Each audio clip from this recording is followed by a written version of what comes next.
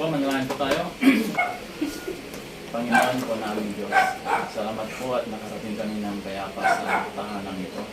Sa pagkakataong ito, ang makapiling namin ang isang kasapi ng samang ito na nagpapagay namin karamdaman. Na-aksidente po siya. Bilangin namin sa iyo sa lalong madaling panahon. Pagalingin mo na po sa kanyang pagay ng karamdaman upang makapanambalik siya sa normal na buhay. Makapuwang ng kanyang padre de pamilya, lalo na sa paghahanap buhay. Hindi po makalalabag sa iyong katawan sa lalong madaling panahon ay makarecover na siya upang sa ganon sa mga adhikaan ng grupo nito makapiling na makasama namin siya. Pero buo po ang aming tiwala at pag-asama na ang dalangin ito ay nakarating sa iyong kaitaasan. Kalakip ang pagdangin namin ng awat sa lahat ng aming kasalanan. Narito rin po, Ama, ang biyaya na makahain sa pagkain. Iyo po sana itong ibasbasan, maging kalakasan ito ng aming katawang laman, magamit sa patuloy na paglilingkod at pagpupuri sa dakilang pangalan.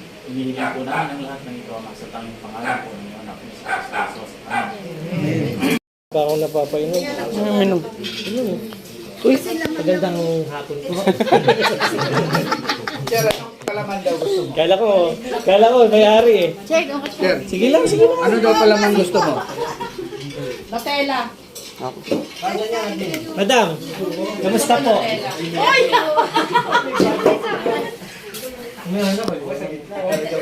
Ano po balita? Balik po kami ng report namin balik sa orto. At nag-clearance po ako ngayon. Para sa operation. Oo, kasi pina-ECG, x-ray ako, tsaka laboratory lang ng laboratory. Nakuha sa tuwang. Opo. Yung, kaya lang yung titanium na talagang pili namin. Yung kaya sa wala hindi tumatanggap yung orto ng hindi yung guarantee letter.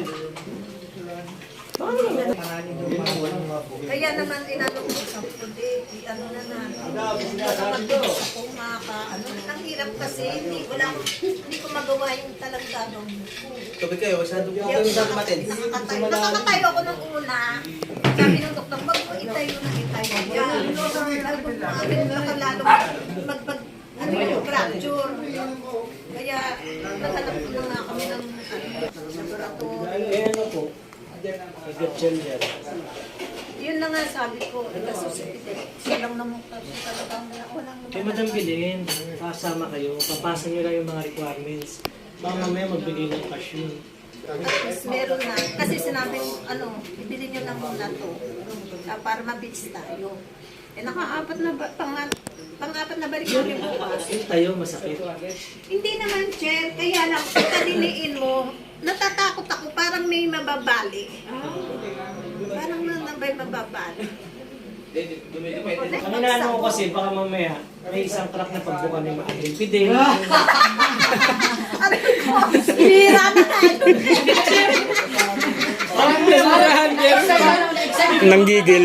Di, nag-aaway sila. O nag-aaway sila, di ba? Pagkarain lalaki. Oh, di, ano?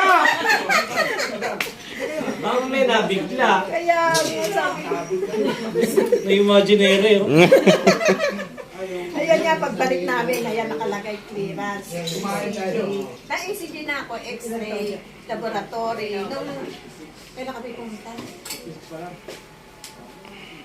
Nakakauwi kami, 7 din ang gabang. 7 a.m. kayo. Pupunta. Tapos 7 na kami nakakauwi. Buti lagi kami may ambulansya. Sa Banawi po yun. Sa Banawi. Grabe, ang sabi ko ba nito pala dito? Kung meron sabi ko, kung meron lang akong Sir, iba yung bagsak ko nun kasi hindi nyo nakita. Hindi nakita ko si Abing Pedel. Sabi ko, ba't tumatawag si Abing Pedel? Parang masaya. Sabi ko gano'n. Yung pala, sabi niya, asawa ko. Joke lang po. Maganda mo yan, kaysa umiyak ako. Pinapatawa lang. Tapos yung nandun na kayo, hindi na kayo makatayo.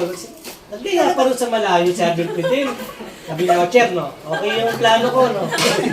Ganyan asawa ko eh. Talaga plano yun? Kaya nahirapan ako. Yan. Inis ako. Yun po, madam, meron po naman tayo kahit pa paano nalito tayo mga grupo natin. Tapos may gamit saka po sa kapal. Naibigay natin kung ano yun sa rules ng pan natin. Anang monthly natin. So, paano po, madam? Laking bagay yan, sir. Napakalaki nito. Kasi, sabi niyo naman. Laki na lang.